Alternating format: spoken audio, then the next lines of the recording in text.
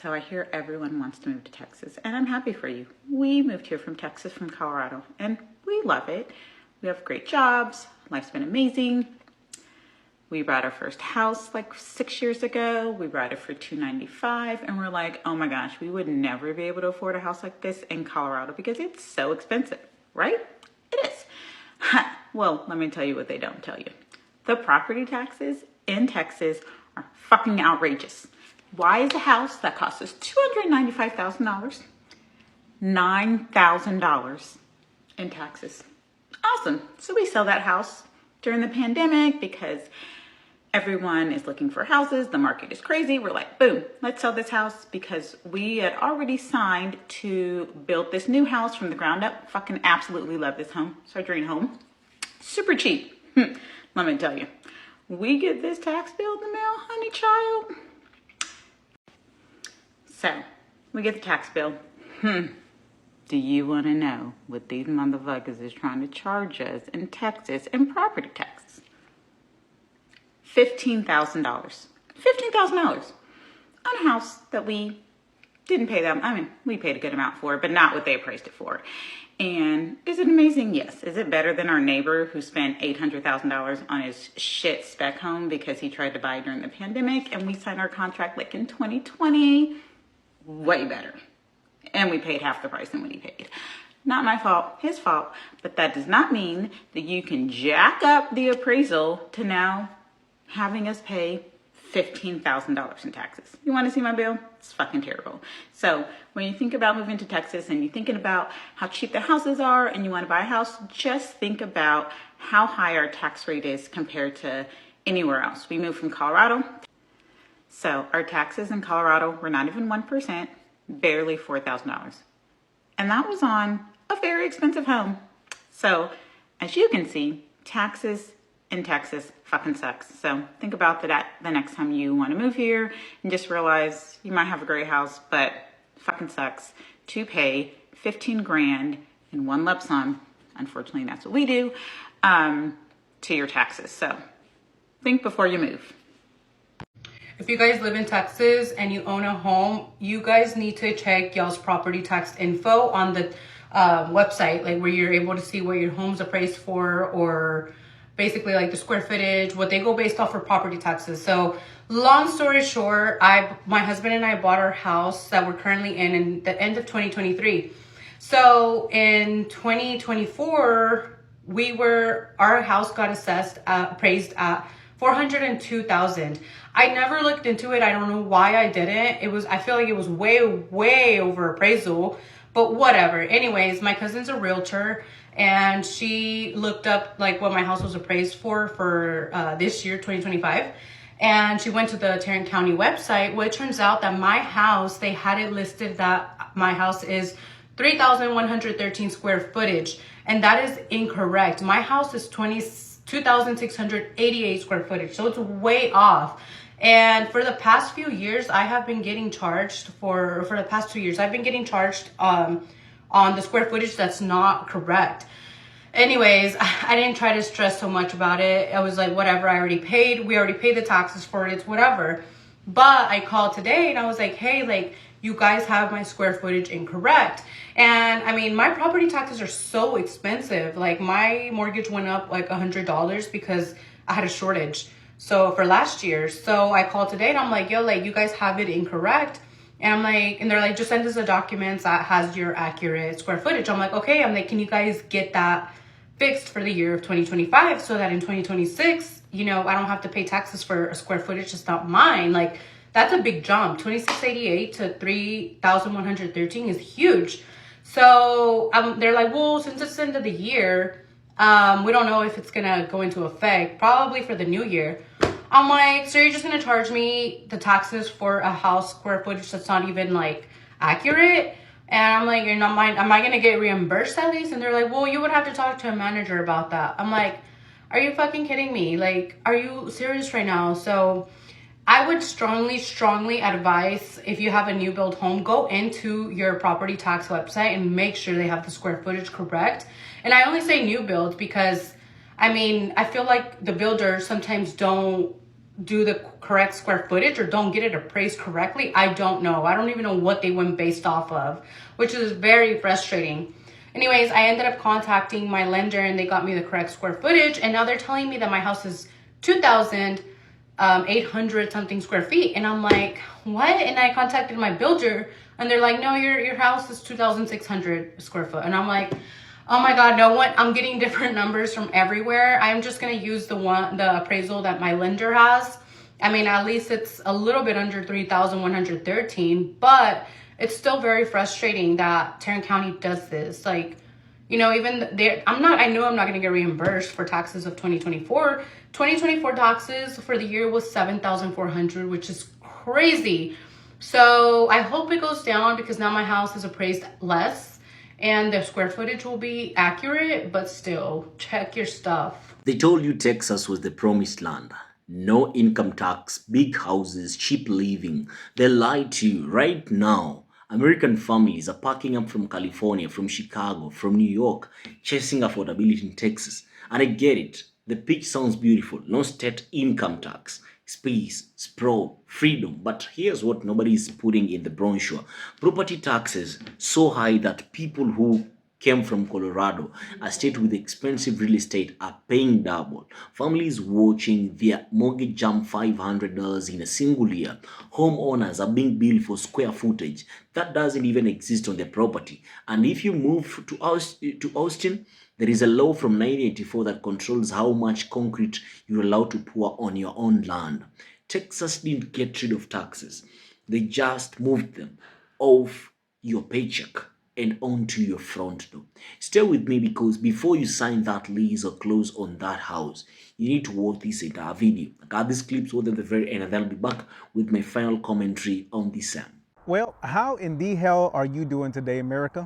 I was just out here minding my biracial business. It came to my attention the Attorney General of Texas is conducting some investigations to find out if they have been fraudulently increasing your property taxes. What he has also done is created a link where you can go in, put in your information, and let them know that you feel that you have been unfairly taxed. Check out the link. Tell me what you think. Let me know what you hear back. Call your mama, it's cold. Yeah, you know, Texas has some of the highest property taxes in the country, and it's because we keep electing Republican politicians who promise to cut taxes, and what they end up doing is cutting taxes for rich people and corporations. And somebody has to pay for schools and roads and bridges and libraries and parks. It ends up being us. I keep seeing all these posts about housing and everything, expensive it is and how unaffordable, and real to hear, and I completely agree. I'm just going to speak for ourselves. Just this year, our monthly mortgage went up nearly $500 a month. And no, it's not because we're new construction. I'm a realtor. I know how that works. We've also been in our house 8 years. It went up because our home insurance, and we've never filed a claim, more than doubled. And our property taxes are through the roof. $500 a month, y'all. That's absolutely insane. Over the last couple of years, I've helped several people move from other states to Texas, whether they moved for political reasons, what they assumed were going to be affordability reasons, whatever the reasoning. And I've had so many of them tell me that Texas was a pipe dream because of property taxes. Even though it was broken down for them, they were shown how much property taxes estimated were going to be. They did not expect the year over year to increase as much as it has in the past 4 or 5 years. And they didn't feel like property tax versus state income tax was equal. They actually felt like they were making more money and able to keep more of their money in other states that they fled from. If you live in Austin, Texas, and you're wondering why so many properties have either a strip of grass or gravel going down the center of their driveway, it is not for aesthetic purposes. It is because of a law enacted back in 1984 called the Impervious Coverage Law. This law indicates that they only allow 45% of your lot size to have impervious materials such as concrete. So what this means basically is that if you have a 10,000 square foot lot, or basically a quarter of an acre, you have only 4,500 square feet allowed of concrete to be able to pour driveways, foundations of a first floor, garages, copings of pools, porches both front and back. And because gravel is considered pervious, not impervious, that's why you see, like behind me, the strip of gravel running through. Because if had they filled the entire thing fully of concrete like you typically see in like a Houston or Dallas, they wouldn't have been able to get a permit or a certificate of occupancy.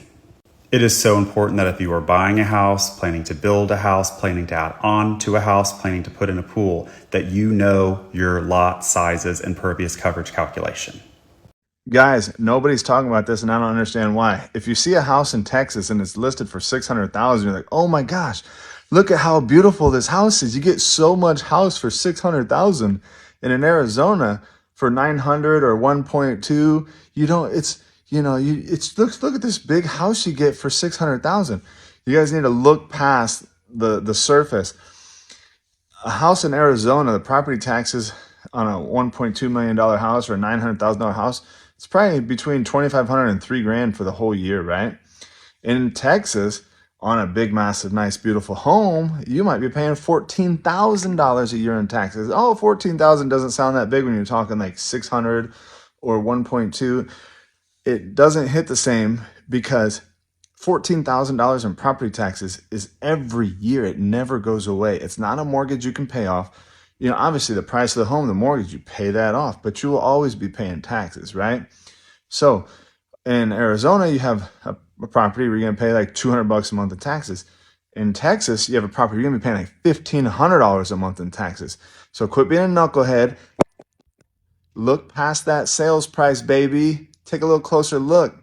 It's not always, doesn't always, the looks just, it's not always what it appears. Good people, welcome back to the channel and allow me to paint you a picture. An American family leaves Illinois. They are tired of cold, tired of the crime narrative, tired of feeling like the city they built doesn't want them anymore. They do their research. Texas has no income tax. Houses are bigger. Land is real. They move to suburb outside Dallas with a $295,000 home and they feel like they finally made it. Then the tax bill arrives. $9,000 on $295,000 house. Back in Colorado, where a family member owns a significantly more expensive home, the property tax barely touched $4,000. Texas just took twice that, and is going up next year. Now, here's what the low tax state marketing campaign doesn't tell you. Texas has no income tax, yes, but it funds everything through property taxes.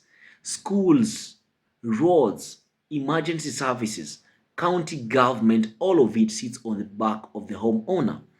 And unlike an income tax, which scales with what you earn, a property tax scales with what an appraiser, a local government employee, decides your home is worth.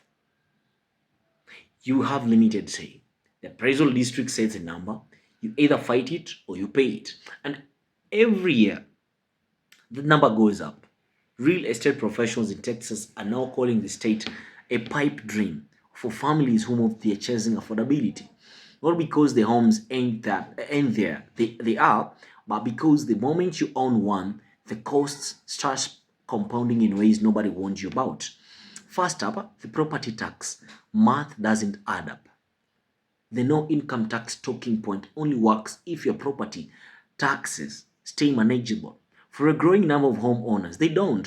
We're talking about families whose monthly mortgage payment jumped nearly $500 in a single year.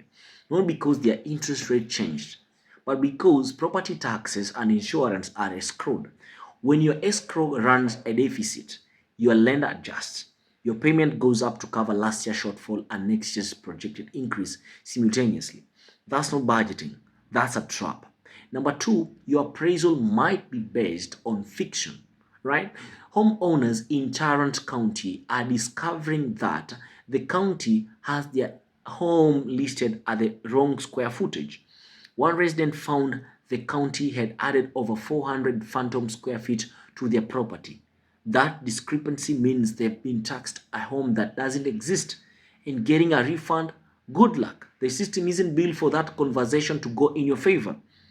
The takeaway, the moment you buy a home in Texas, go to your county appraisal district website and verify every single data point, square footage, year built, improvements listed. If any of it is wrong, you file a protest, you fight it because nobody else is going to do it for you. Number three, insurance premiums are detonating. Texas sits in one of the most climate exposed regions in the country. Hurricanes, ice storms, flooding, hail, insurers know this. One homeowner and real estate agent reported that her own home insurance more than doubled without a single claim filed. Combined with rising appraisals, she was suddenly paying hundreds more per month for same house she bought years earlier. Number four, if you're moving to Austin specifically, there is a law you've never heard of. In 1984, Austin passed what's called the impervious coverage law. It caps the amount of concrete, paving, and hard surface material you can place on your lot at 45%. That means a standard quarter acre lot, only 4,500 square feet, can be covered by your driveway foundation, garage, porch, and pool combined. Go over that limit and you cannot get a building permit. You cannot get a certificate of occupancy. Your project stops. This is why you see gravel stripes running down the middle of Austin driveways. That's not an aesthetic choice. That's a legal workaround. Gravel is classified as pervious material. It doesn't count towards your 45%. So homeowners are doing whatever it takes to stay compliant while still having a functional property. So guys, that's it for today. This is the diaspora view. Tell me what you think about these people in Texas. These are people who can afford to live in their own house because of the rising cost of living when it comes to real estate, mortgages, and property owning. Thank you for watching, and I hope to see you in my next one.